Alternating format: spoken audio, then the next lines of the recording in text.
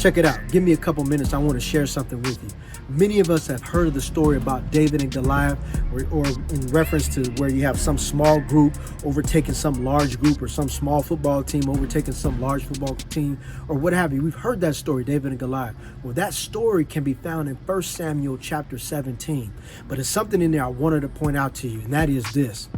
If you read in there, we know that David took some food, went to take some food to his older brothers who were fighting in this war, fighting in this army for the children of Israel, right? But children of Israel were on one mountaintop and the Philistine army was on another mountaintop. And we know that Goliath was coming down and he was challenging or asking that one person from the children of Israel will come and fight him.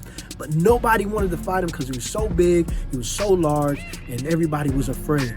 And sometimes that's like that in our own personal lives, where there are certain situations or circumstances we feel like we just can't overcome them, so we're just going to let things be. But you need to be a person that is willing to challenge the mindset, challenge how you think about your finances, challenge the things in your relationships, challenge the things that you've been taught. Maybe they're wrong, but you have to be willing to challenge them. You have to be willing to stand up against them, because you will not be able to have forward mobility until you do so. We see in that story that for 40 days, Goliath came and challenged the children of Israel. For 40 days, that means they went to sleep, got up, went to sleep, got up, went to sleep, got up every day. And for 40 days, this problem did not go away.